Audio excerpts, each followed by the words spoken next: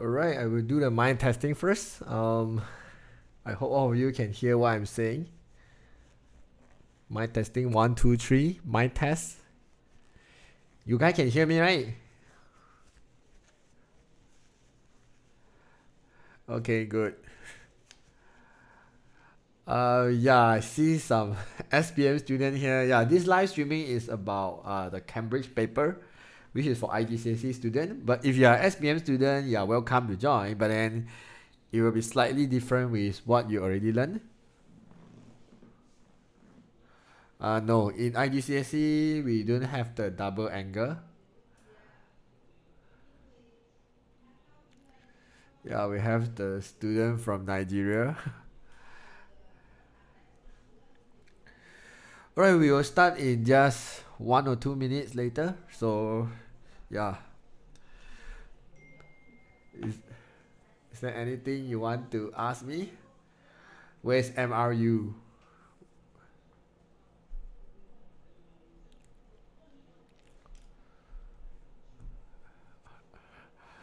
Yeah, I have quite a lot of students from Mauritius. Yeah, for students who worry about relative velocities, please go to check out my videos. I have about 6 to 8 videos about relative velocity. You can always check it out. Yes, O level definitely will help you. Yeah, because it's very similar to O level here.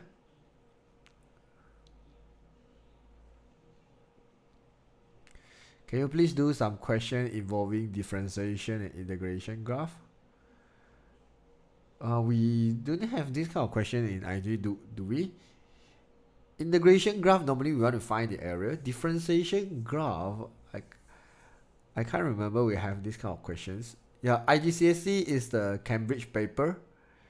Yeah, they have a full forms. I kind of forget already. Some international, some Cambridge exam, something like that. Yeah, we have the student from Singapore. Yeah, I believe the Singapore that they will take the N level paper is quite similar to IGCSE.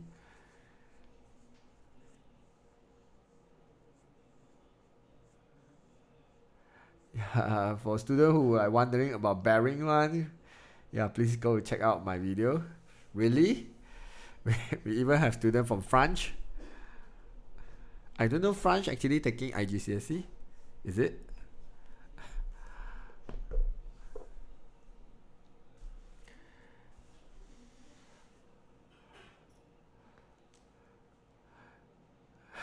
I'm from Maya. We even have students from other planet, which is Mars. Alright, just do not want to waste time further. Let's start about this paper. But I can't remember this paper. We have the relative velocity here. I think maybe relative velocity is not in this paper. I'm not sure, but it seems like it's stuck for a bit. Relative velocity. I think this paper don't have relative velocity, if not mistaken. We have vector questions.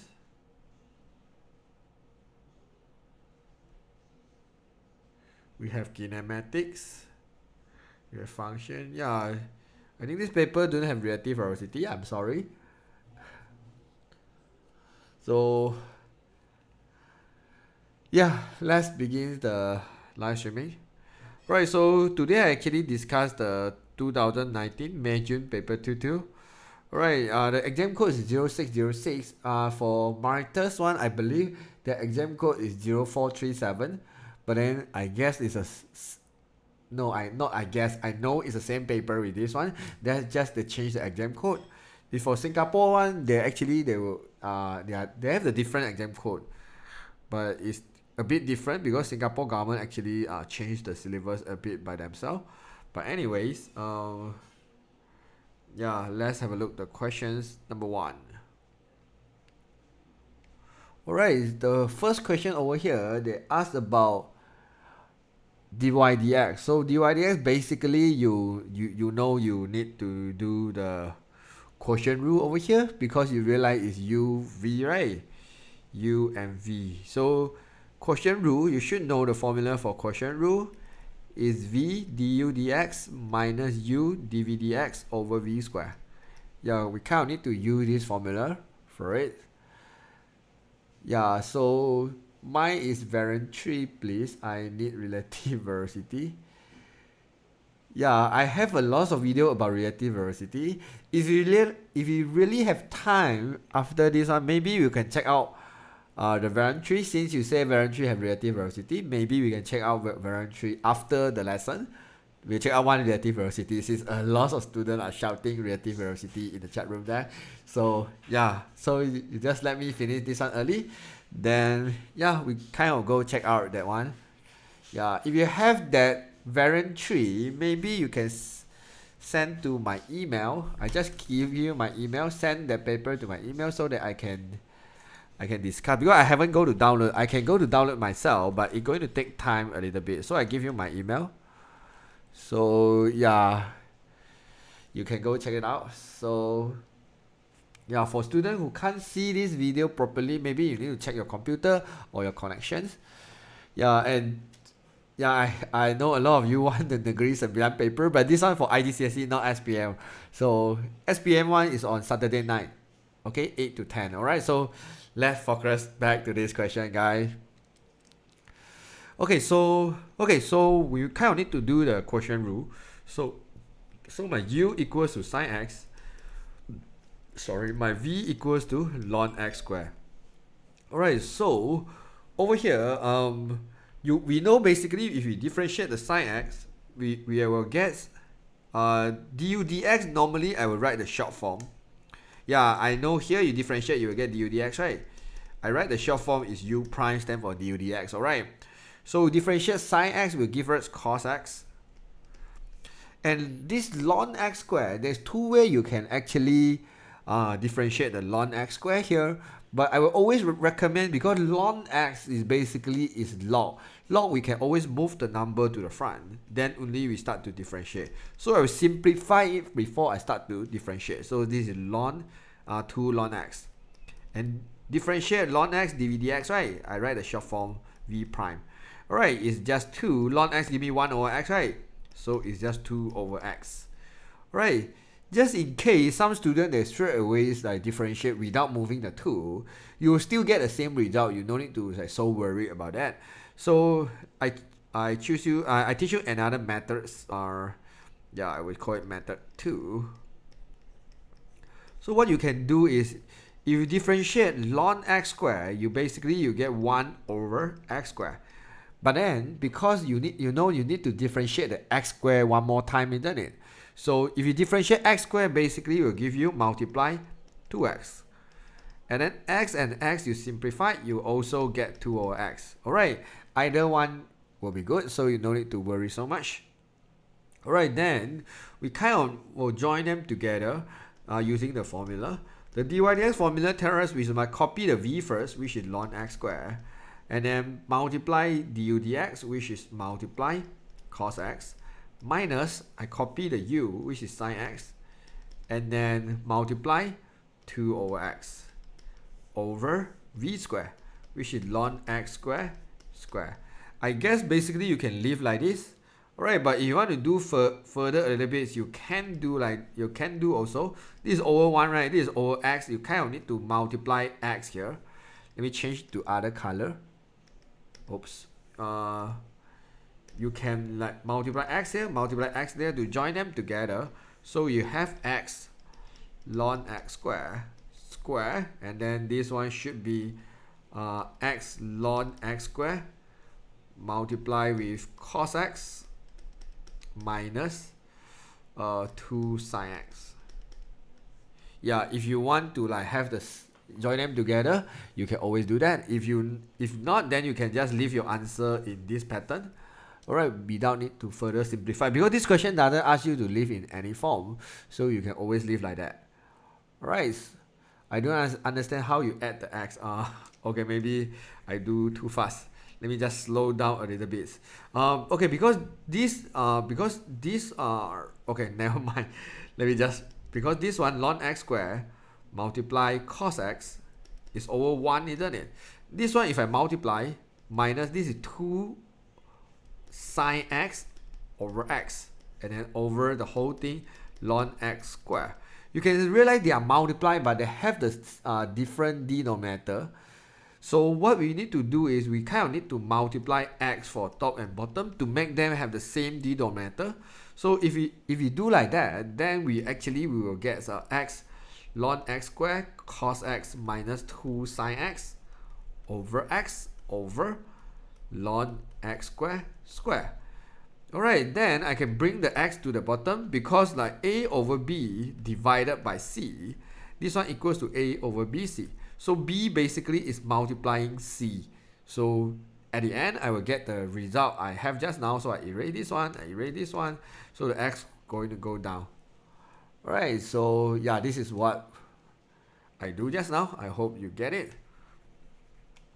Alright, let me move on to cannot multiply x sine over 2 over x. Can ln x square and no, okay, the ln x square we cannot simplify. If you really want to simplify, the only thing you can do is, because for ln x, right, the 2 we can move to the front.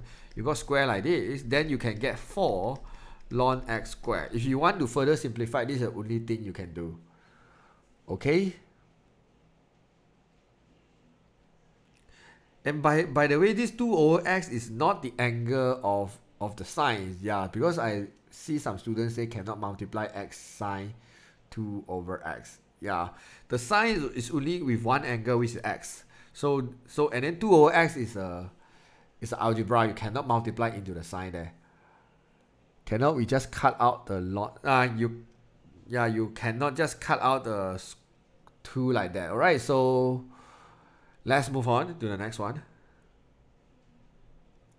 Alright, find the value of k for which the equation k minus 1 x squared plus kx minus k equals 0 have real and distinct root. Real and distinct root tell you the very simple thing, which is the b squared minus 4ac is bigger than 0. So over here, you just need to know how to take out a, b, c. A is k minus 1. B will be k. And c will be negative k. So I just apply the b squared minus 4ac is bigger than 0. Alright, I kind of solve this thing. K squared, this one is positive 4k squared minus 4k is bigger than 0. Then we solve this one by adding them together, and then we factorize out the k. 5k minus 4 is bigger than 0. Then normally I will draw out this thing because this one is between 0 and 4 over 5. Bigger going these two directions, right? So my k must be bigger than 4 over 5 and my k must be less than 0. Okay, so just like this, it shouldn't be too difficult. Yeah, it has real and distinct root. Distinct root means bigger than 0. Alright. When do you know if the inequality is more? Yeah, a lot of students already, Elvin already helped me answer you. Yeah, you kind of need to hit the keywords in order to do that. Alright, so, and then when do we know actually we have to use this thing? When your inequality is a quadratic. Quadratic means what? Over here you can see the k square, right?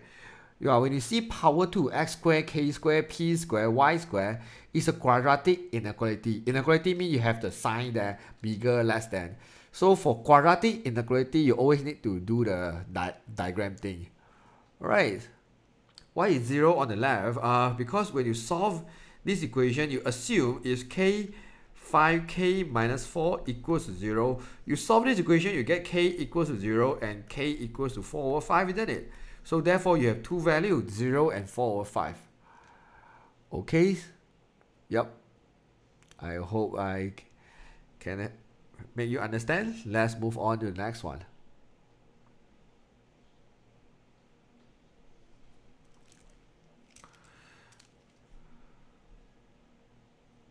Alright, so Okay, for this question, given that x minus 2 is a factor of the polynomial, so use the factor theorem to show a equals to 4. So you only learn one factor theorem, right? The factor theorem you learn, which is the fa equals 0. So I'm going to do something like fa equals 0. But before that, I will let fx equals to my whole equation, ax cubed minus 12x squared plus 5x plus 6.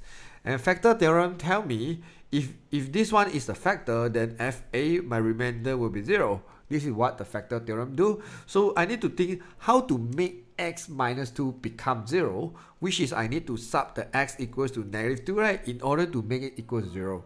So therefore, I will do positive 2, sorry. That means then I will do f2. That means I sub 2 into x, I can make the factor become 0. Alright, so then I kind of do this one. AA minus 48 plus 10 plus 6. Oops, don't do like this. Alright, we should write equals to 0 first, then do from here. AA minus 48 plus 10 plus 6 equals to 0. Alright, then AA should equals to 32. Then A should equals to 4. Alright, this is how we show it. Alright, so factor theorem, kind of easy. If you want to know how to get 2 over here, you always make x minus 2 equals to 0. Then you should know x equals to 2. This is how we get the 2 there. Alright, so you just make whatever factor you have equals to 0. So example, if you do that 3x minus 2 is the factor of your polynomial, then I want to find what x value I should substitute. Make 3x minus 2 equals 0, then you will get x equals to 2 over 3. That means you need to sub 2 over 3 into that. Alright, so why is some of students love green color so much? Okay, so let's move on. Alright, maybe I can use green color for one question just to make you happy a bit, but I'm not sure they do have green color for me. Yeah, they do, I guess. Let's see. Yeah, but I hope you can see your green color is a bit bright.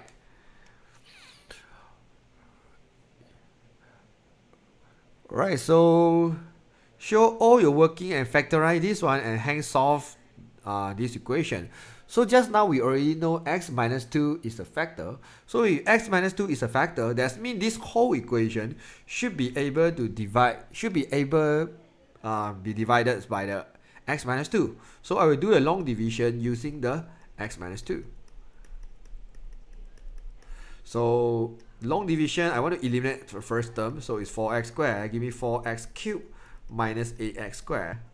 And then here I have an invisible minus, so this one is negative 4x squared minus 5x, so I will minus 4x, so it's negative 4x squared plus 8x. Alright, so am I doing anything wrong here? I hope this is not. Plus 8x, so I have a minus, then it's a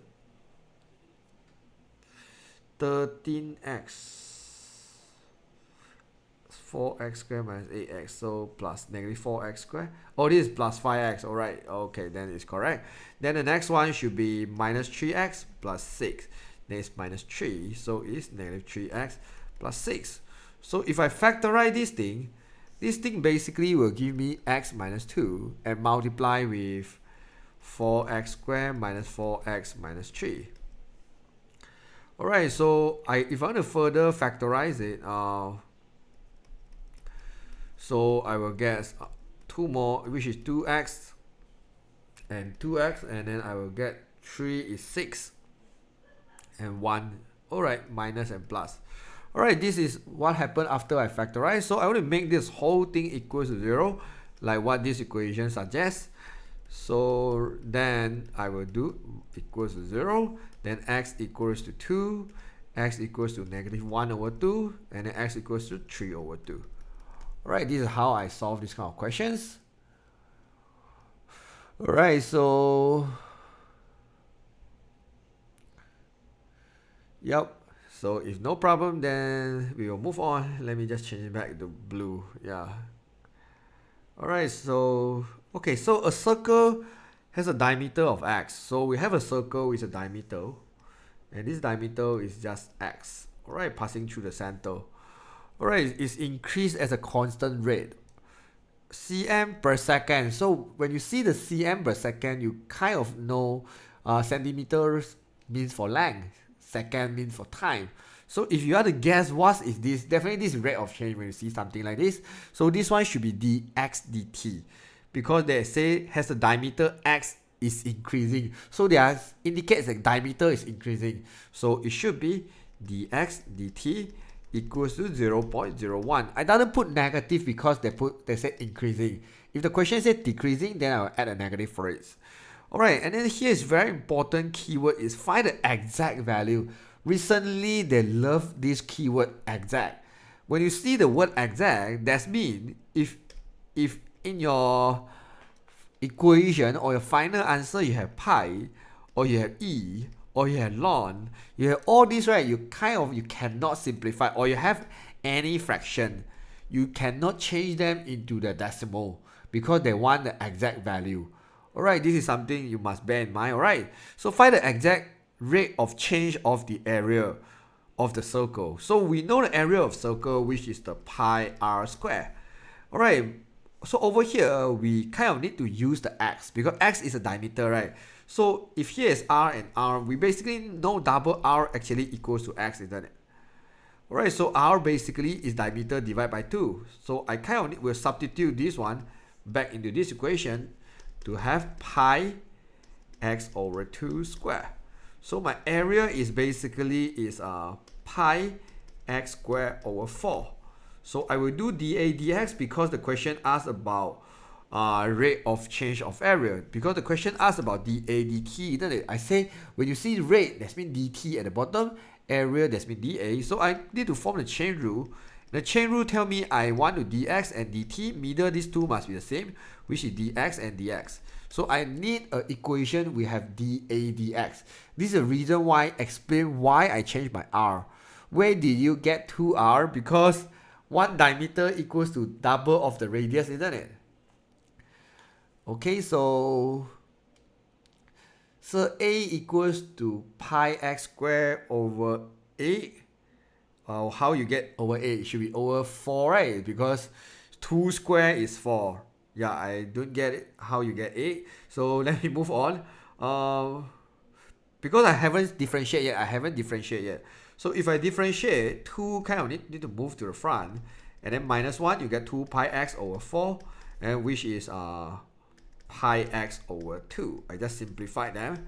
Alright, and then I have my x value. My x is equal to 6. So I will sub my 6 into it. So I will get 6 pi over 2, which is 3 pi. Alright, if I have my dA dx, which is 3 pi, I can substitute in. And dx dt I have at the very beginning, which is 0.01. So my final answer should be 0.03 pi.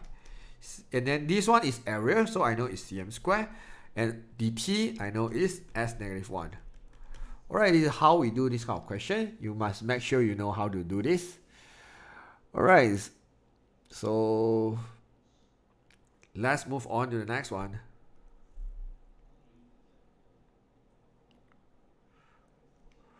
Alright, this is okay, whenever you see the equation like this, the first thing you should go into your mind, what is this pattern of equation you see, I mean, in the whole 2 years over here. This one basically is the completing the square. Alright, so I want to do my completing the square here. So I will factorize out my 5 here. I get x squared. And then minus 3x plus 1 over 5. Alright, then what I will do next is I will... Okay, I do step by step lah. Don't do too fast. Alright, so then I need to plus something square. I minus back the something square here. Plus 1 over 5. I close bracket. So what is the something here? Something here is basically b divided by 2. Your b over here is it 3? So negative 3. So negative 3 over 2. So this is minus 3 over 2. This is minus 3 over 2. Alright, first 3 terms we will combine. It becomes x minus 3 over 2 square. And then here I will expand it, which is 9 over 4 plus 1 over 5. Alright, so then this one should be x minus 3 over 2 square. And then this one, you kind of need to use the calculator. 45 plus 4. 45 plus 4, negative 41 over 20. Alright, then I want to live in that pattern. I'm going to multiply by 5 into both. I multiply 5 for the first bracket. I just leave the 5 outside the bracket. And then this one I multiply 5. I simplify with 20. Then I get 41 over 4. Alright, this is the pattern. My P is 5. My Q is 3 over 2. And my R is negative 41 over 4. Alright, this is variant 2. Just in case some students do not get it. So let's move on. So hence state the least value of this one. So you realize this equation and this equation is a little bit not the same. But then if you see carefully, over here, you realize this equation is exactly the same with this equation. Because 1 over 5 basically is 0.2, right? So this one is basically a 0.2. So if this one is a 0.2, just now I already do the complete and square inside, actually getting this one. If I do the complete and square for the equation after factorize out of 5, I'm getting this one. Getting this one, tell me what is my least value? My least value is basically negative 41 over 20. And what is my x value? My x value is 3 over 2. Because you have a 2 here, isn't it? Right, so because this equation, they purposely do not want to give you exactly the same result. They just want to take out the value after you factorize out the 5. Alright, so yeah, I hope you get it. So yep, so let me move on to the next one.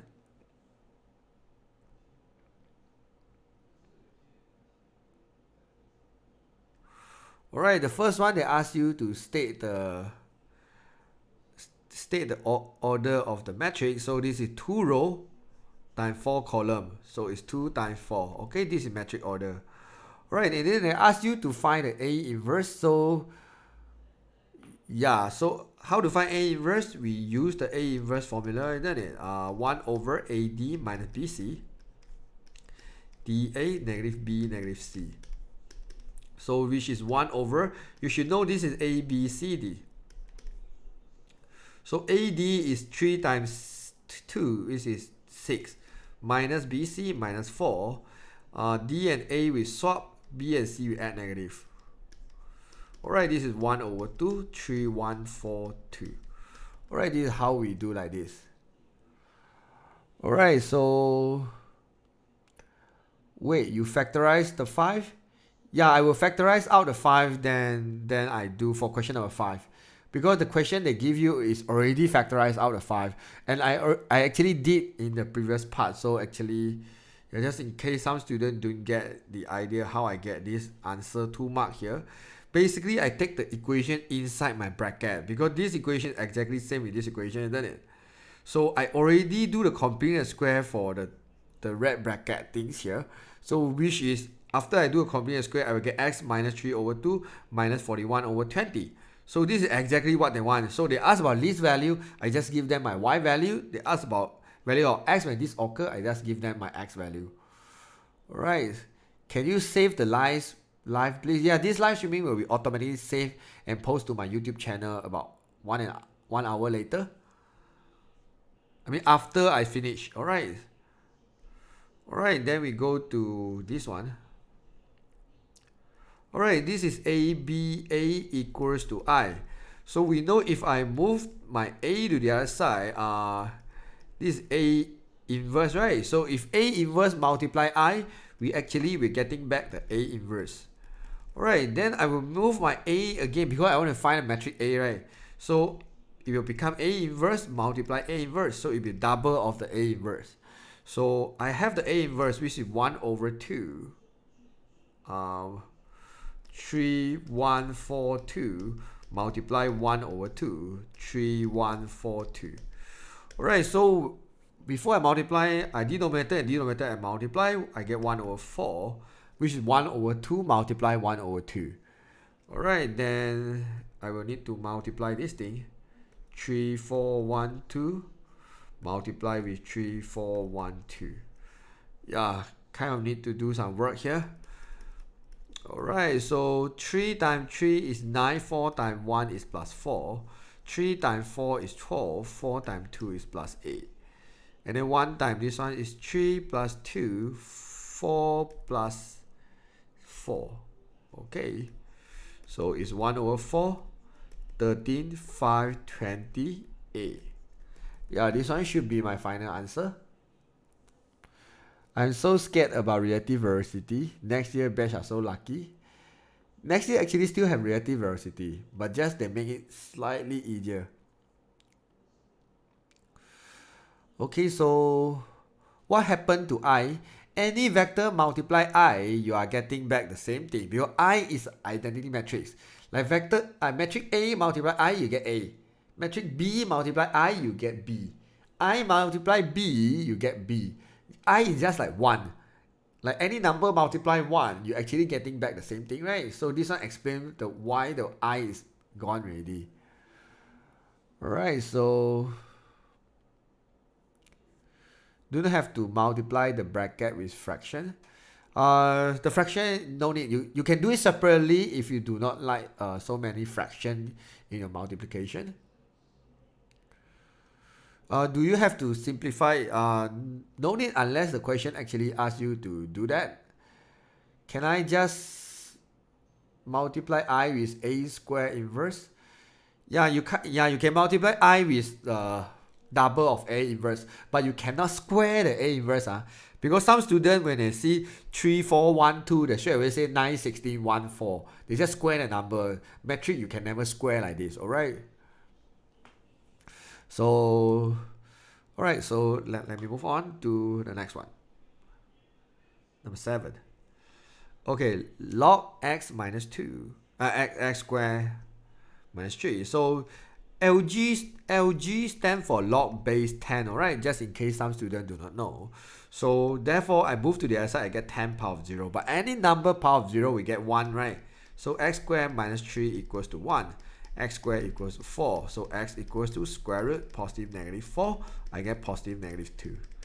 Done. Alright, it's not too bad.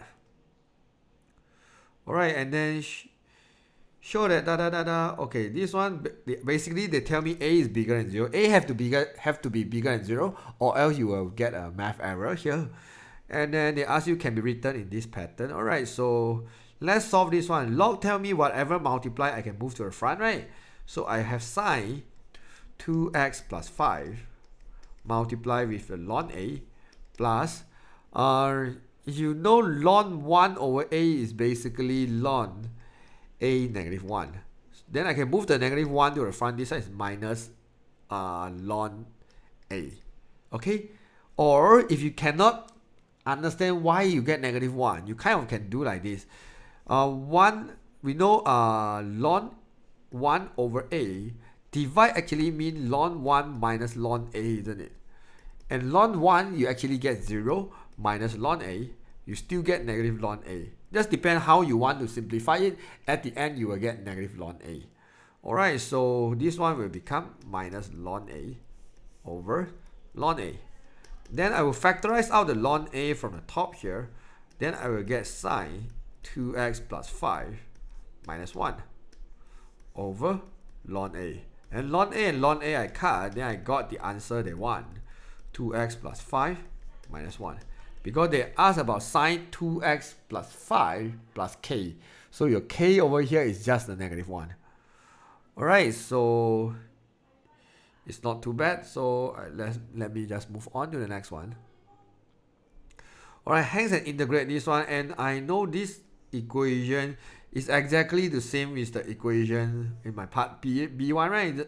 So I don't need to integrate like this. I will do the simplified version, which is like this. Alright, it's dx. So if I want to integrate this, I integrate sine, I will get negative cos. So this is negative cos. Angle I just copy. And I want to differentiate the angle, which is 2x plus 5.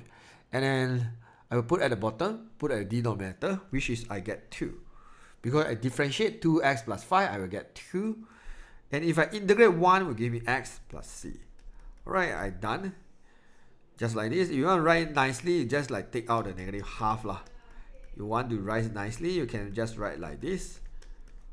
Yeah, you should be good. Okay, it's not too hard. Alright, so let me move on to the next one. Okay, in the binomial expansion, so you have a binomial expansion here. So the coefficient of x cubed is 120 times the coefficient of x power 5. And then find the possible values of the constant a. So over here, we know coefficient of x cubed and is 120 times coefficient of x5. That means later this bracket, if I expand here, I will get something x cubed and then plus plus something x power 5. Alright, so this number over here, they call it coefficient.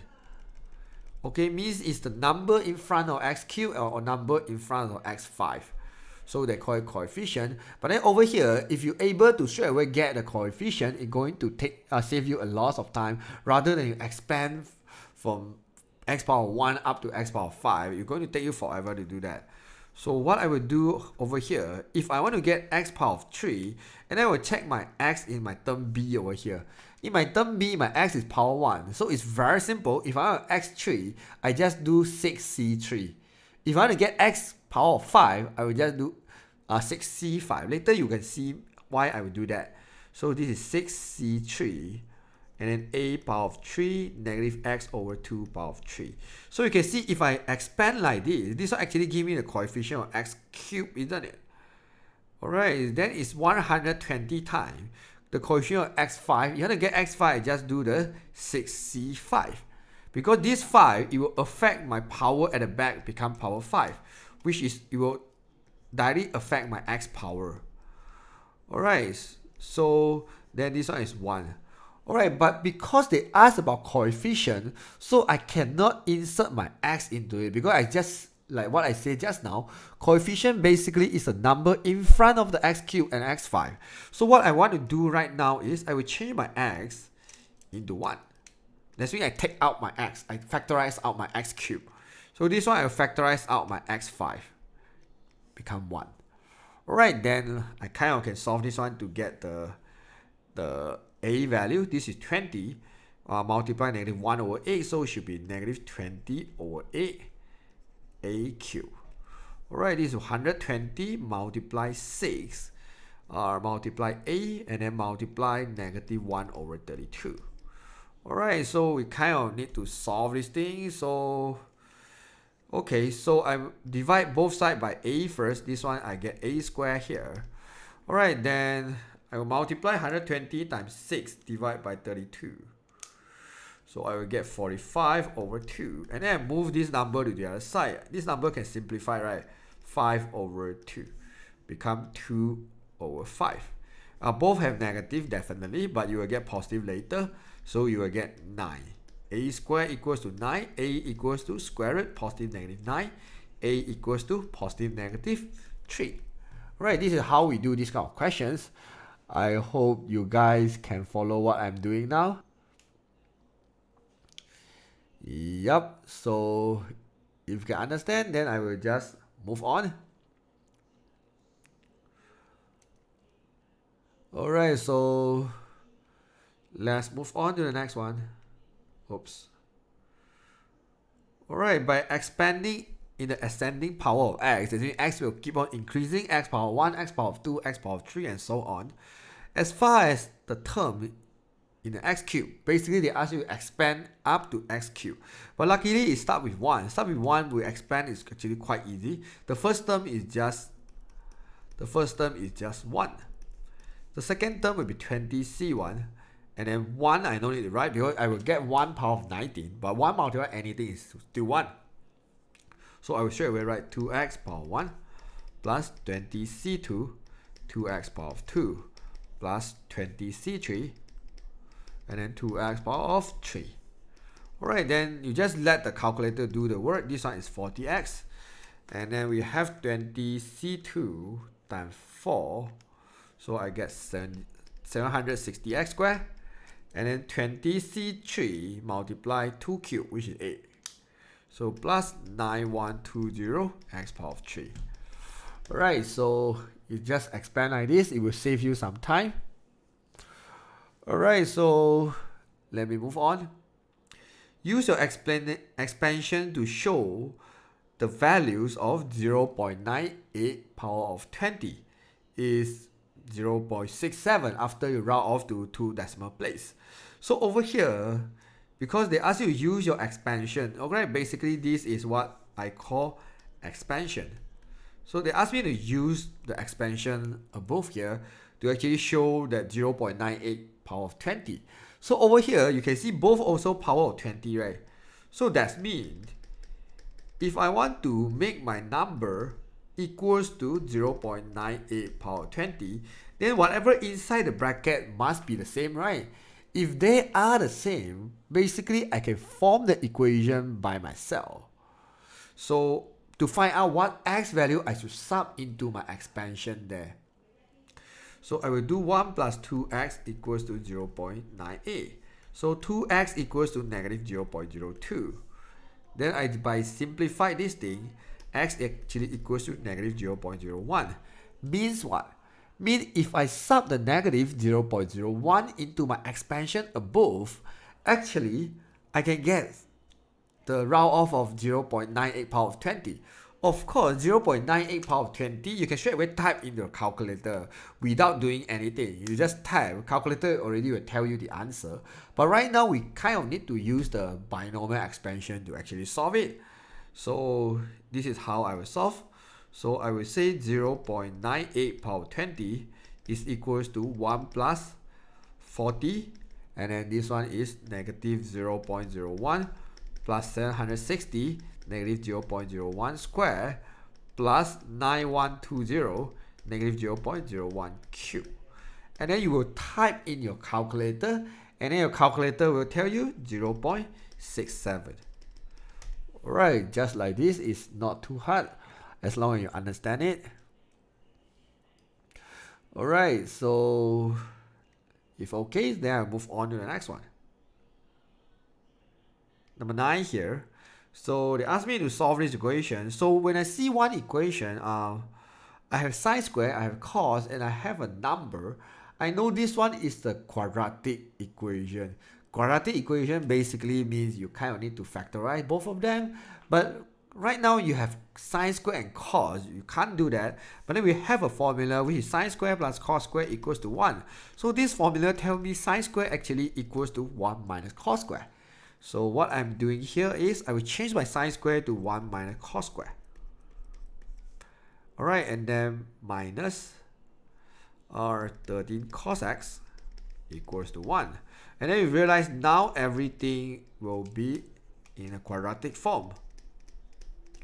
Minus 13 cos x equals to 1. I move everything to the other side. So I get cos square x plus 13 cos x minus 5 equals to 0. And then I will kind of factorize this thing. Let's see. Yeah, 3 cos x and 2 cos x. 5. I want to get 13. So it's 5 and 1. Oh shit. This is negative 5. No. If this is negative 5, no, I couldn't do that. Maybe I want to try 6 and 1.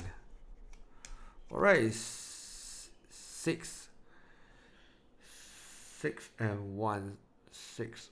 No, I cannot solve. Oh my god. 6 minus 13 da. Oh yes. I can do the 15 minus 2. Yup. 3 cos x, 2 cos x. And then I want to get 15 minus 2. So I will get positive, negative. Alright, so therefore my cos x equals to 1 over 3. Then my cos x will equals to negative 5 over 2. Definitely we rejected this one because I know the cos maximum is 1, minimum is negative 1. Any number beyond it, we will just reject it. And then this one, we'll do the add sugar to coffee. They tell me cos actually get positive in first and fourth quadrant. So I will do first quadrant is just theta, fourth quadrant is 360 minus theta. So theta, how do you get this? Just type in the calculator, inverse cos 1 over 3. So you will get 70.5. And then the next one is 360 minus your answer in your calculator. So you get 289.5. Alright, this is how to get this format. It shouldn't be too difficult. Yeah, or you can use the calculator to factorize. You can always do that. Why do you reject the negative answer? Not because it is negative. I reject because it's less than -1. Any number less than -1, you will get math error. If you not believe me, you take out your calculator, you just type shift cos -1.1. 1.1, is it less than -1? Then you will get math error in your calculator. Because for sine and cos, the value must be between -1 and 1. Any value more than it or less than it, you will get a math error. So this is the reason why I reject it. It's not because it's negative. It's because it will give you a math error. Alright, I see some students actually say some rude words. Yeah, please do not disturb this live streaming. It's because this one is for students who have the exam tomorrow. Yep. Let's move on to the next one. Alright, show that for y is between negative pi over 2 to pi over 2 can be written in a sine y, where a is an integer. So what we want to do over here is we want to simplify this one. And from the formula, we should know 1 plus tangent square y will actually equals to secant square y. Alright, if you are not sure, you can just go back to the page 1. You should have here 1 plus tangent square equals to secant square. Alright, so if you understand this one, then this question shouldn't be too difficult for you. So what I want to do is I will change this one to the secant square y. And at the same time, you have to understand secant square y actually is mean secant y square. Alright, so this is the reason why I can cancel out the square root here. And then what is tangent? Tangent is sine y over cos y. And what is secant? Secant is 1 over cos y. Alright, so then if I simplify this one, divide change to multiply, I will get cos y over 1, isn't it? So I simplify them, I'll get 4 sine y.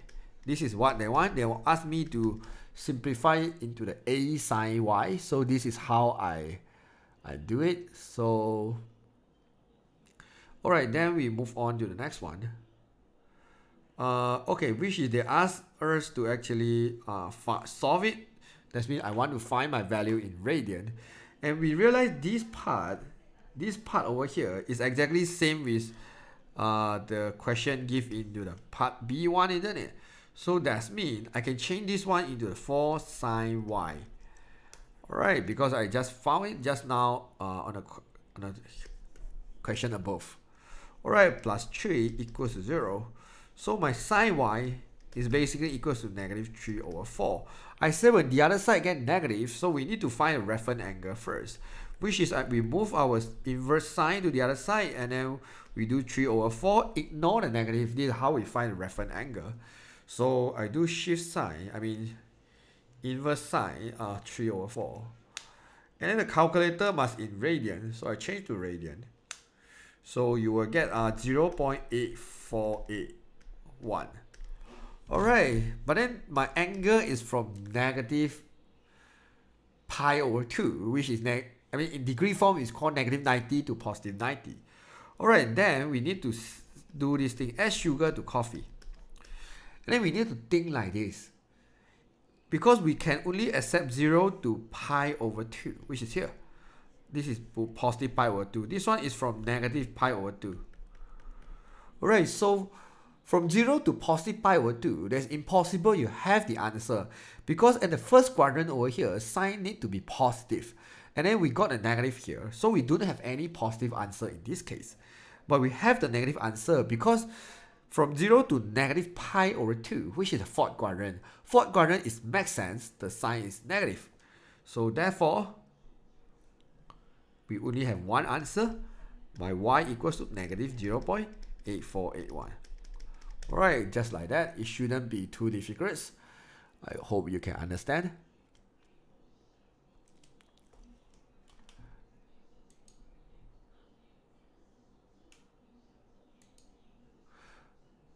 Alright, so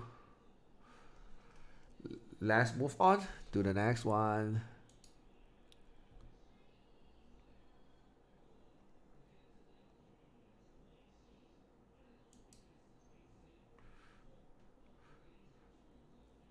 Okay, I hope you can do it. So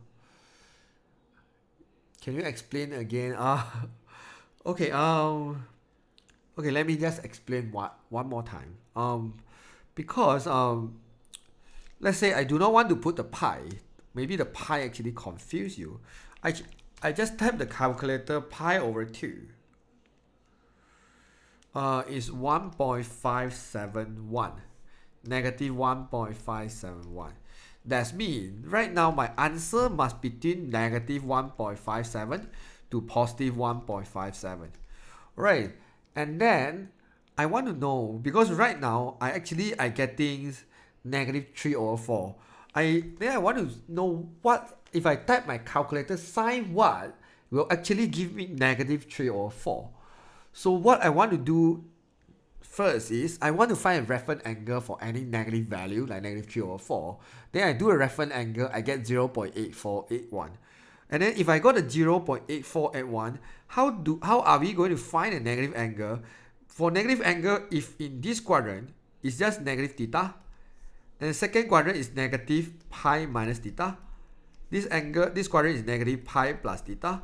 This angle is negative 2 pi minus theta. Yeah, you kind of follow this one, negative pi over 2, negative pi, negative 3 pi over 2, and negative 2 pi. Alright, you can just follow this pattern. This one explains how I get the answer. Because I want to get the answer in the fourth quadrant, which is C here. Basically, because it's negative theta, right? So whatever my theta I have here, I just add a negative for it because it's at the quadrant of C there. Alright, so and then you can use your calculator, you type sine negative 0.8481. You will get the value very, very close to negative 3 over 4. This is how we actually get the answer. If you want to know further, if you understand the sine graph over here, let's say this is y-axis. Okay, sine will get up to pi over 2. And then negative pi over 2. This one will be the sine graph from pi over 2 to negative pi over 2. And you realize if negative 3 over 4, which is negative 7.5 here, you actually is only touch one value, right? So that means you only will have one answer here. You shouldn't have any answer. Any other answer is between negative pi over 2 to pi over 2. Because the graph also tell you can only have one answer. But sometimes you might ask, how come sometimes I have two answers? Yeah, it's very depend on the graph. If let's say sine graph is like this, so if the question gives you the range, it's between 0 to 2 pi, and you get negative 0.75, you realize if you draw this line over here, you're touching 2 points, isn't it? So this one explains why you have two answers. But because this one, they limit down the range, so this one explains why you only have one answer. Alright, so okay, let me move on to the next one.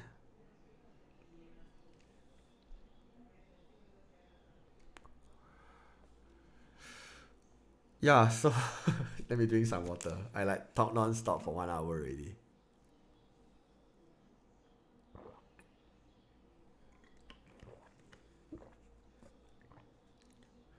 Yeah, I know SBM is coming soon, so I'm live streaming the SBM MF on this Saturday. Is that calculator allowed? You mean this model? Yeah, definitely you can bring to exam hall. No problem. Alright, we have 2 more questions, so let me just finish it.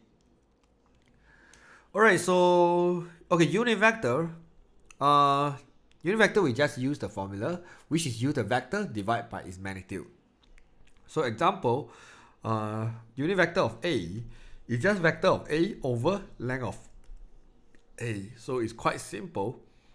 So first thing is, I want to find the magnitude of 5i minus 15j. Alright, so magnitude is basically, it's a bit weird. Maybe I let this one at some vector A. I let A equals to 5i minus 15j. Alright, then I want to find length of A. Then I just say 5 squared plus, doing the Pythagoras, then we just do like this, 5 squared plus 15 squared. Then it's square root 250. Square root 250. And we know square root 250 is 25 multiplied 10, isn't it? So it's 5 sub 10. Alright, so then I say unit vector of A equals to A over length of A, isn't it? My vector A is 5i minus 15j. Length of A is 5 sub 10. So normally I prefer separate them left and right. 5 over 5 sub 10i minus 15 over 5 sub 10j. So this number I can simplify. I left 1, I left 3. Yeah, you can write your answer like 1 over square root 10i minus 3 over square root 10j. But normally, oh my god, I'm blocking myself. Okay, just let me scroll down a little bit. Okay, but normally we don't leave our answer like square root at the bottom. Then you kind of need to like multiply square root 10 for top and bottom. Then you will get square root 10 over 10i minus 3 square root 10 over 10j. Yeah, because normally denominator we do not want to have square root. But yeah, you can leave like this. We have 2 marks only. I don't believe you need to do so many things in the 2 marks, so should be fine. Okay, B. Alright, the position vector of A and B are relative to the origin is this thing. So the C is lines on AB such that AC and okay, so I kind of understand like this. C is line on between, I guess. So AC is 2 and then CB over here is basically 1. So ratio is 2 and 1 here. Yeah, maybe I make it more obvious a little bit. Yeah, 2 and 1 like this. Alright, so anyways, position vector means what? Position vector means it must always start from O. So this one, position vector of A is OA, is basically 3, negative 5. And OB, you will get 12, 7. Alright, then I will need to find OC. Alright, alright, so okay, let me just find the AB first. Vector AB is basically AO plus OB, isn't it? So AO is 3, negative 3, 5 plus 12, 7. So you will get 9, 12. Alright, so then I know basically AC is actually 2 over 3 of AB, isn't it? You see carefully, AC here will take the ratio of 2. AB will take a ratio of 3. So AC is 2 over 3 of AB. So 2 over 3 of 9, 12. So you kind of use the 9 multiply the 2 over 3. Then you will get 6. This one you will get 4, you will get 8. So this is the vector of AC. But the question is not asking about AC. The question asks about OC. So it will be AO. Yeah, you should know AC is equals to AO plus OC. Why do so much one? Oh my god. So this one is AO is negative 3, 5 plus OC. So I can get my OC finally. So I will get 6, 8 minus negative 3, 5. So I will get 9 and 3. Alright, this is how I get my OC, and I hope because the question asked about position vector of C, so basically they asked about OC. Alright, so let's move on. Alright, D is lines on OB such that OB and OD and OB is ratio 1 ratio lambda. Alright, DC is that thing. Alright, a lot of information here. So I kind of bring down the thing I have on the top. So my OC is 9, 3. My OB, what is my OB above there is 12, 7. Do I need my A? I don't know yet. So from here, when I see this thing, I always want to make it become a fraction, because this one is OD over OB equals to 1 over lambda. So OD will equals to 1 over lambda multiply OB. So I can do like this to find my OD first. OB is 12, 7. Alright, this is my OD vector here. And then the question give me DC. So give me DC, I can separate DC, right? Because I know DC is DO plus OC. Alright, so DC is 6, 1.25. And DO is basically this thing, but add a negative version. So it's negative 1 over lambda, 12, 7. Plus OC, which is 9, 3. By solving this one, I should be able to get the lambda from here if I solve this thing. So I just use the negative 1 over lambda multiply either the top or bottom, it doesn't matter. Let's do the top. 6 equals to negative 1 over lambda, 12 plus 9. Alright, so 1 over lambda, let's call it 12 over lambda. 12 over lambda equals to 3. So lambda equals to 12 over 3, which is lambda equals to 4. Alright, basically the vector, right, you kind of need to know how to make the connection between them, how to separate like OD, how to separate like DC. Yes, you kind of need to, and over here one very important information is you kind of need to know like the ratio. You can always change them into a fraction, and then you should be able to do it correctly. Yes, last question, kinematic. Alright, so the velocities of a particle traveling in a straight line t seconds after passing through the fixed point O. This sentence tell you s equals to 0, t equals 0. That means the particle start moving after leaving the O. That means at the O that time, the displacement is 0, time is 0, okay? Explain why the direction of the motion of particle never change. So over here they want you to actually explain why the particle is always going to the one direction. So one of the reason you can do is because when v equals to 0, or I can say because v cannot equal 0, once v equals to 0, 4 is not equals to 1 cube. Yeah, which is 1, right? No, I don't like this explanation. Okay, let me just think about other explanation. Particle actually travel in the straight line, blah blah blah blah blah. Explain why the direction of the motion of the particle will never change. Because we know whenever the particle want to change, right, they need to make a U-turn. The U-turn, the velocity must equal to 0. So because once the velocity equals to 0, then we'll get 0 equals to 4, right? Yeah, correct. It's fine. I will say v cannot equal 0. Once v equals to 0, then 0 is not equals to 4.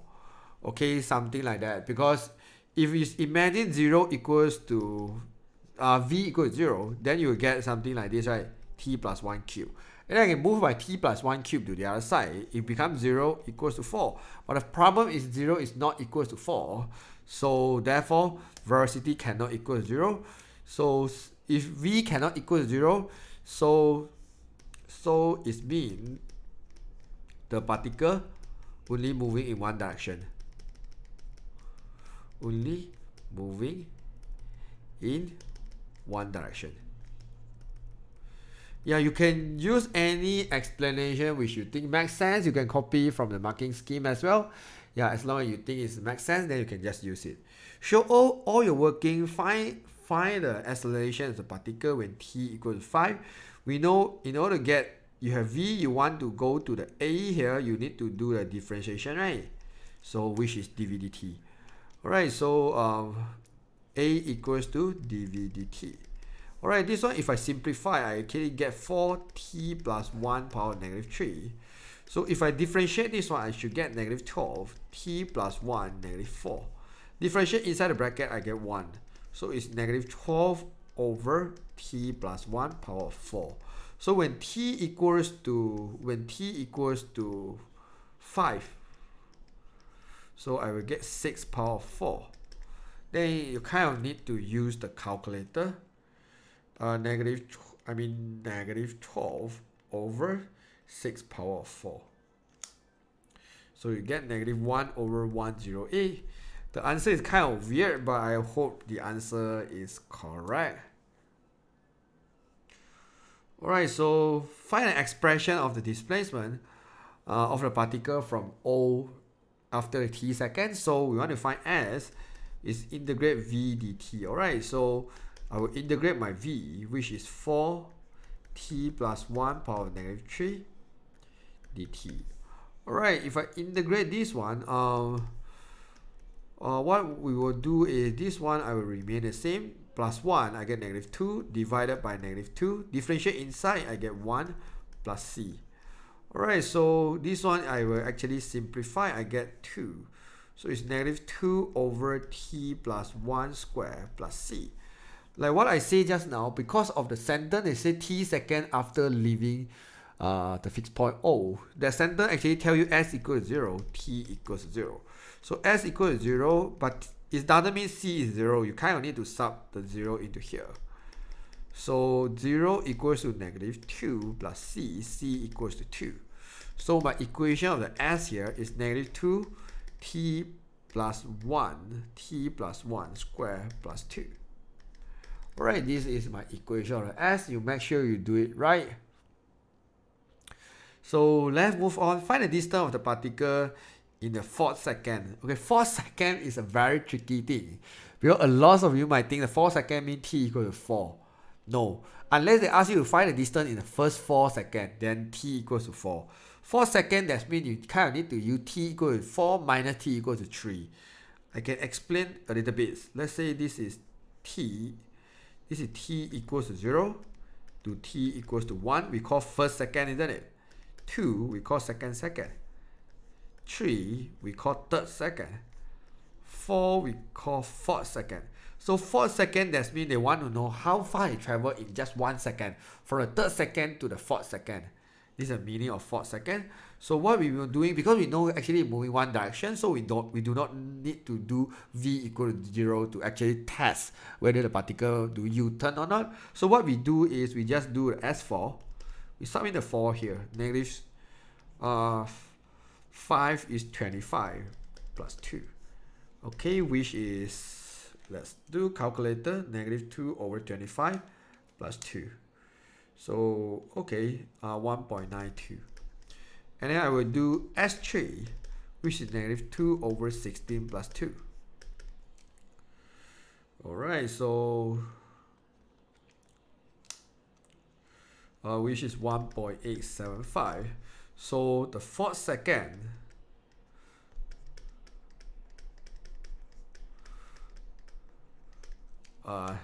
never mind. I straight away write the distance equals to 1.92 minus 1.875.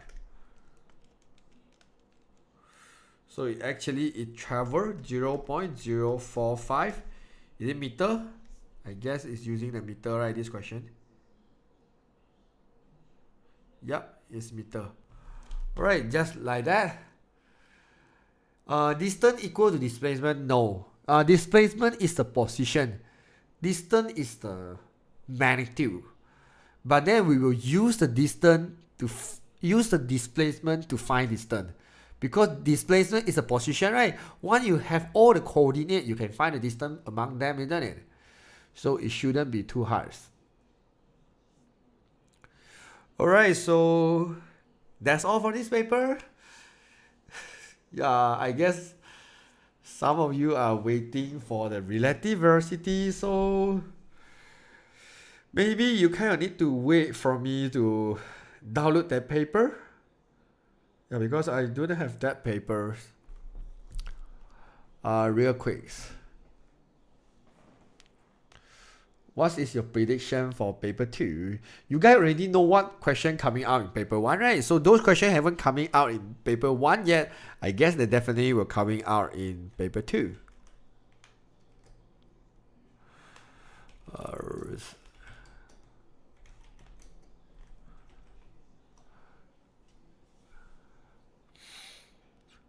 I am not sure I can get the question or not, but I'm trying to get online. I hope they do post the latest one. No.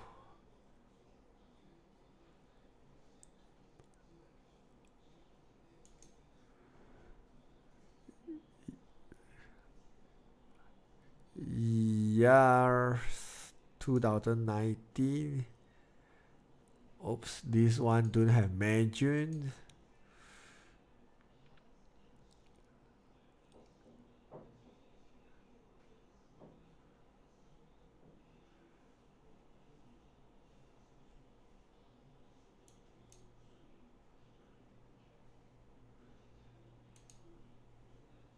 Question 12.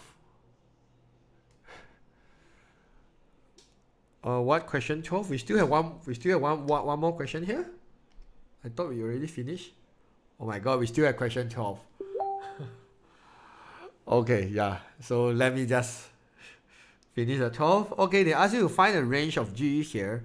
So first thing is for quadratic equation. I thought it's just 11 question. I'm sorry. Okay, so what happened here is for quadratic equation, right? We know it's ax squared plus bx plus c. So you realize it don't have bx. Like what I say, the bx, the purpose of bx is help you to move your curve into left or right. So if don't have bx, that means you only have ax squared plus c. That means your u or n is at the middle of y-axis. Because this one is basically 4 is positive, so you get a u like this. And what's the minimum point here is just -9. Because it's y-intercept, right? You make x 0, you get -9. So from here, you guess what is the range here. You definitely know your g over here is bigger than or equals to -9, isn't it? So basically, from -9 onward, your whole graph is from -9 onward. Because the domain is given is, they ask about x is bigger than 0. They ask about this part. Do you see? So basically, they ask about this part when x is bigger than 0. Okay, so this is what happened. So, yep, just one mark. Test about your understanding. Okay, domain of GF, these are a bit hard. Basically, you need to combine of the both domain here. Why you put equal? Because actually, no, you shouldn't put equal. Because here it doesn't touch the 0, right? So you shouldn't put the equal. Because this sign, it doesn't include the... Because x equals to 0 is the y-axis. It's the y-axis. But because here don't have the equal sign, that means I cannot touch the y-axis. I can just from the y-axis depart. So I shouldn't have the equal sign. Alright, so it's very you must be very careful.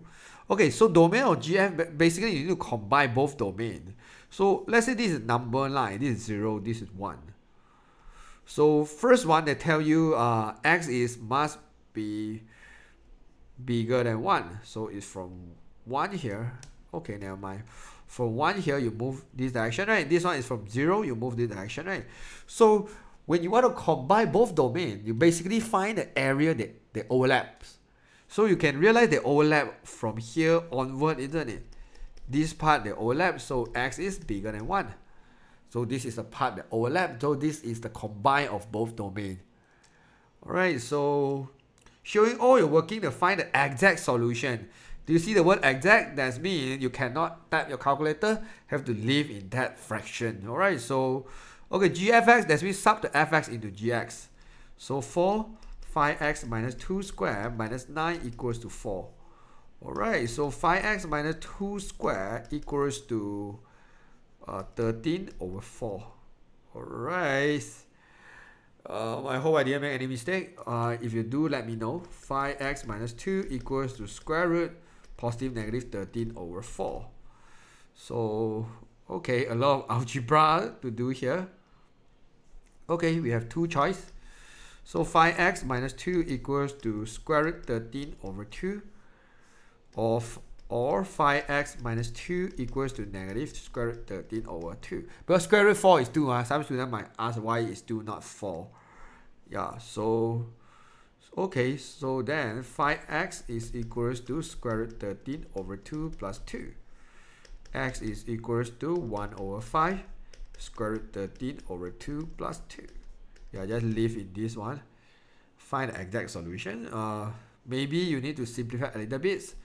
This one let me just straight away do. Square root 13 over 2 plus 2, 1 over 5. Alright, if you want to further simplify, then yeah, kind of need to join them.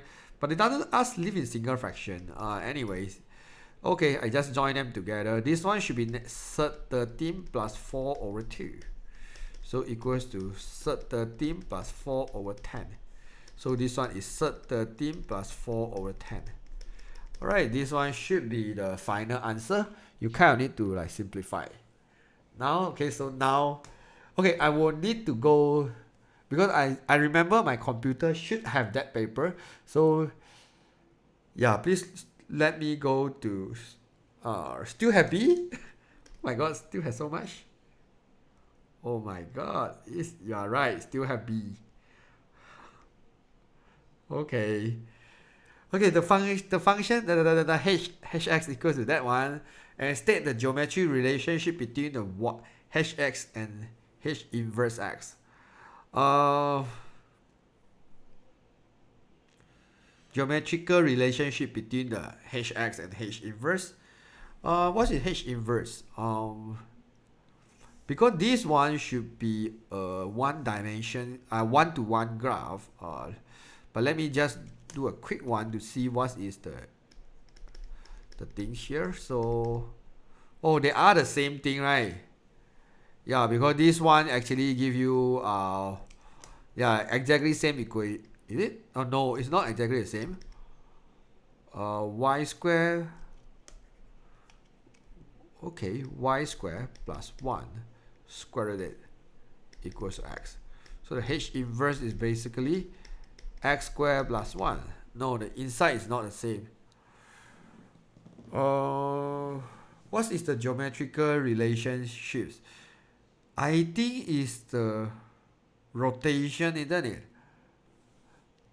It's definitely a reflection. Oh, they want about transformation. Yes, it's reflection. What's wrong with me? Yes, it's reflection and the line y equals to x.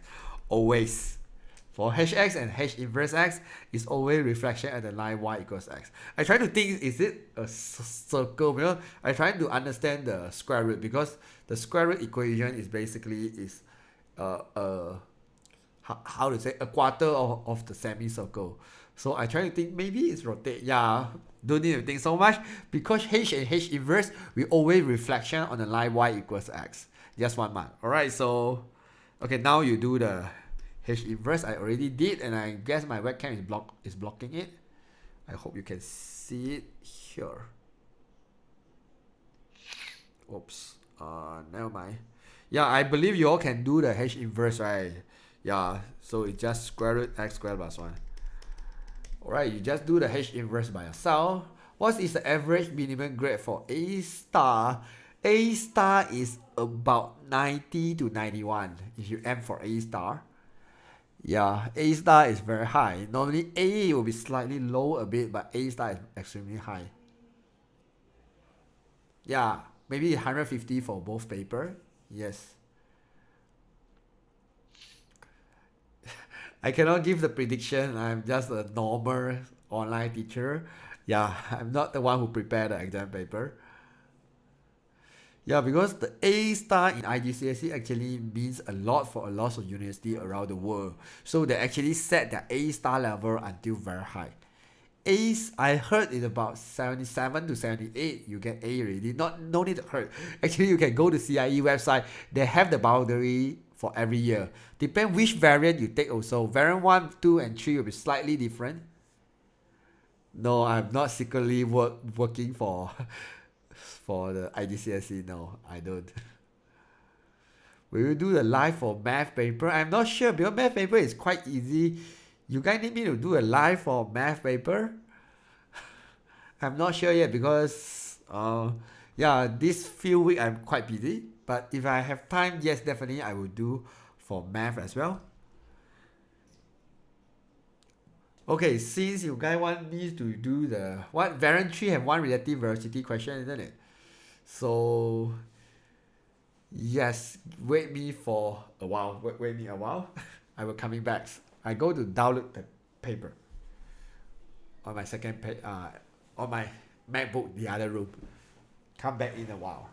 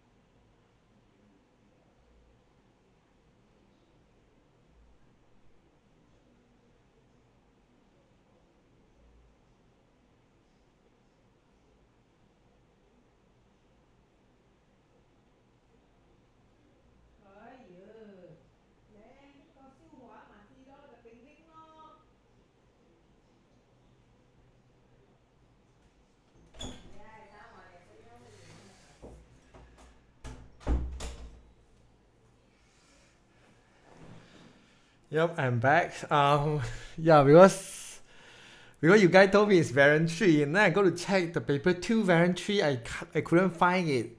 And then at the end, I realized it's the variant 3 in the paper 1, isn't it? Because I like go through all the 2019 paper, and finally I found it. Okay, just wait me for a while. I put it here.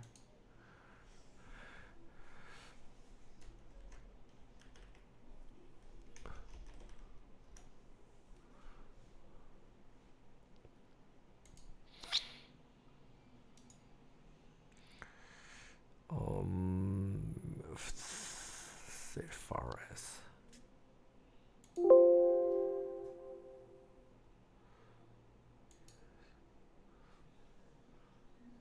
Okay, and let me just try to open it.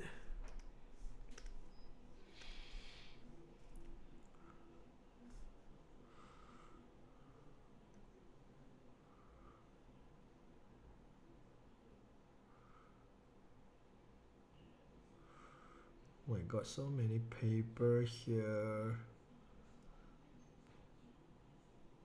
I should have though. I should have downloaded. There is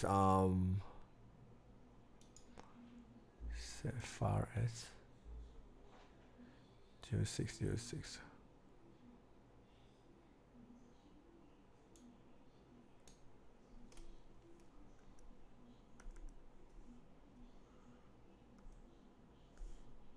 I guess it's this one.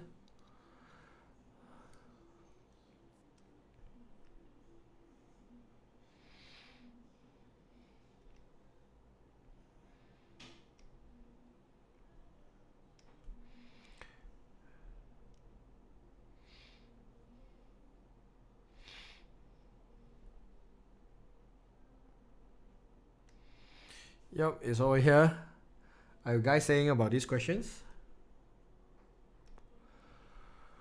Alright. Yeah, let's do about this question before we end the live streaming today. Okay, so yep. Okay, guys, just chill. We have the last question. Then I can put all of you go to rest and prepare for exam tomorrow. Yeah, you need to sleep more before you actually do your paper tomorrow. Alright, so A wished to fly his plane from point A to point B. The bearing B from A is 50 degrees.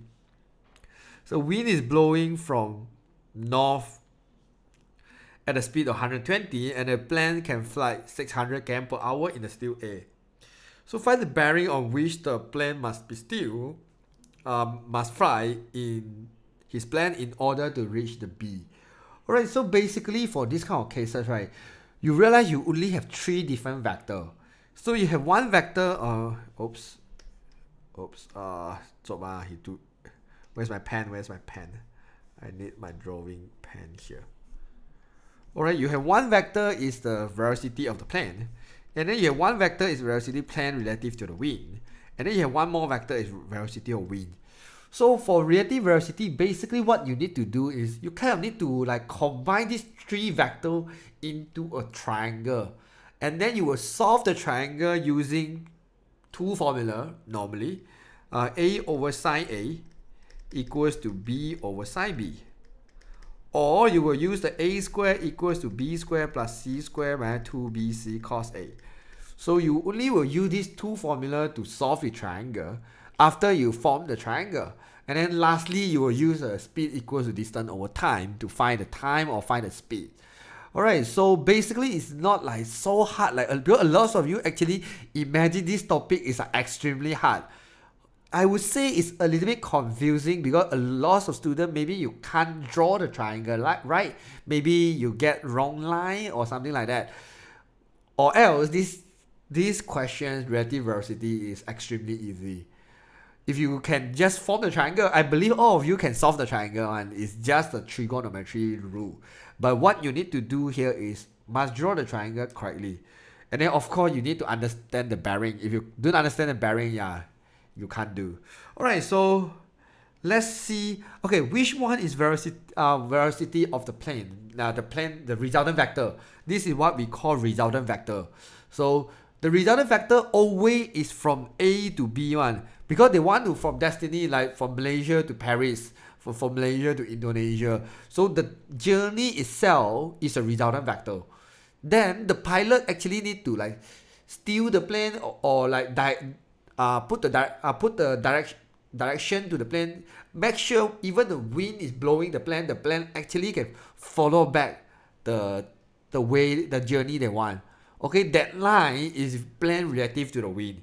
So over here you can see he want to fly his plane from point A to point B, right? So this one will be my velocity of the plane. This one will be my resultant velocity.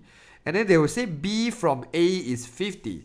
This is north, 50 degrees is roughly here. And because from A, right, this is A to B, so I already got my first line, velocity of plane. I said velocity of the plane is a resultant vector. Resultant vector is always from one point to another point, fixed already one. It will not move around. It will not simply change. Alright, then I want to have another vector which is given. A wind is blowing from north. So just in case you have no idea where is north, this is east, south, west, north. So from north, basically the wind is blowing this direction, isn't it? Because it's from north, basically, oops.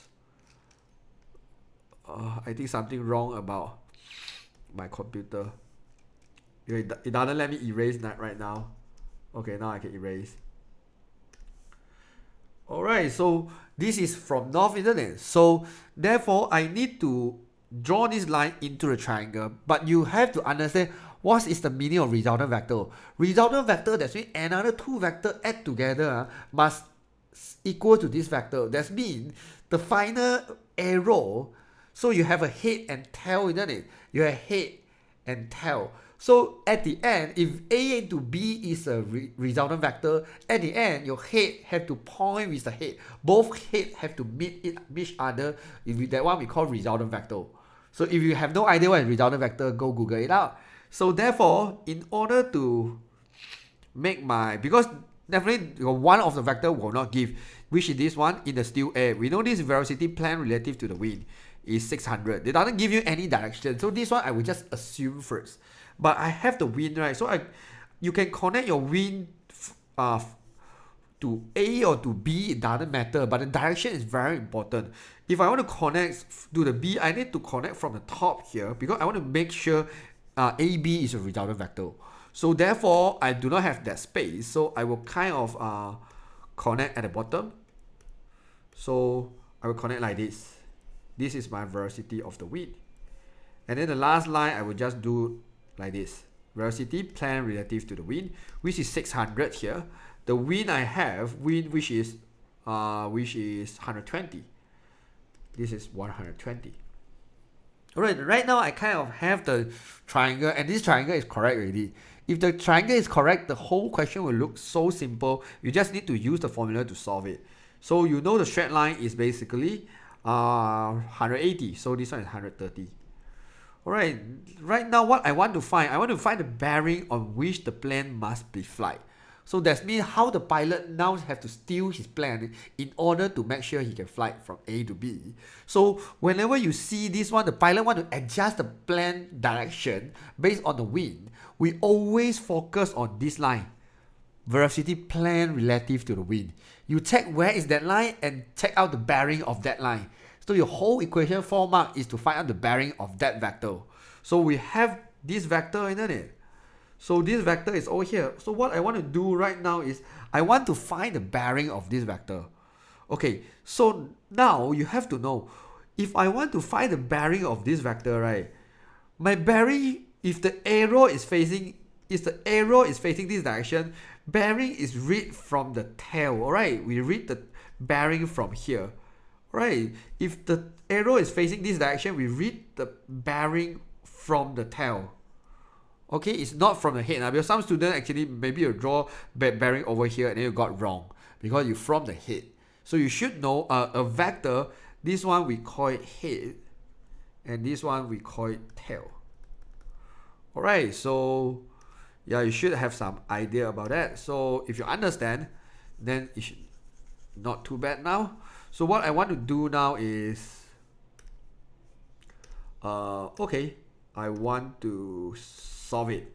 Okay, so what I want to do right now is I kind of need to solve the triangle. I find the theta first. So it's use the sine rule maybe. I would say sine theta over the opposite, which is 120, equals to sine 130 over 600. Then I can find my angle here. I hope it is a nice answer. So sine 130 over sine 100 degree, alright, degree, sine 130 over 600 multiply 120, and then you will get 0.51532, and then shift sign, answer. Then I can get my theta straight away, which is 8.81 degree. Right, so if 8.81 over here, then I can get this one, isn't it? Let's call it alpha. So alpha is just 180 minus 130 minus 8.81, isn't it? So which is 50 minus my answer. So this one will be 41.2. Alright, if alpha is 41.2, so you can see the pattern, right? This is my velocity plane relative to the wind. This angle is 41.2. This is north. So therefore, you ask me like, what is the bearing? So therefore, the bearing, it will be 0.412. Yeah. Sorry, why I write like that? This is not a decimal. Oh my god. I mean 041.2, alright? 041.2. Alright, this is the correct one. Alright, so if you understand, then I'm going to move on to the next one. Given that the distance from A to B is 2,500. Take the time, find the time taken for flight to flight. So what I want to find now is I will need to know what is the, okay, I know the distance here is 2500 km, but I do not know the speed. So what I want to do is I want to find the velocity of the plane. If I know the velocity of the plane, then I can use the distance divided by speed, then I get time. So yeah, so what I want to do is I want to find that VP. So velocity of the plane is over, I have the angle, right, which is alpha, sine 41.2. I always use the sine rule if possible. I don't like cosine rule, too many words, but it's almost the same lah. So just depend which one you like, it doesn't matter. So let's say I choose a 600 over sine 130. Then I can get my velocity of the plane by using the sine rule. I solve the triangle again over sine 130 and then multiply sine 41.2. So velocity of plane is 515.91 km per hour. Then I want to find the time. We know time equals to distance over speed. So equals to distance over speed. So by solving this one, I should be able to get a nice answer. So which is about 4.85 hours. The question doesn't ask you change to hour in minute. Maybe I just leave my answer in hour. Yep, this is how we solve the relative velocity.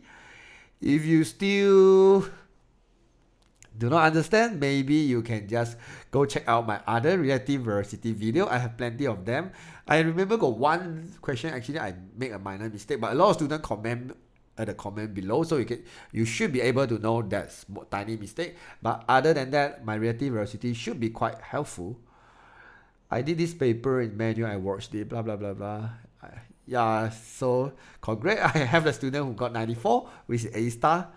Yeah, I hope I hope like more and more students can get A star in MF, because it's not easy. Even got students say he or she actually got 99. If that one is a real one, then wow, you guys are doing really good. Yeah, suddenly have top of the world. So have, anyways, yeah, I have about 142 students like accompany me until the last minutes. So thank you so much. And now it's about 11 p.m. in Malaysia time. I'm not sure about your country, but I guess you have to go to bed now. because your exam is just tomorrow morning, isn't it? So yeah, get a good rest, and I will see you guys around in the YouTube here. And definitely, if you got your result, please let me know.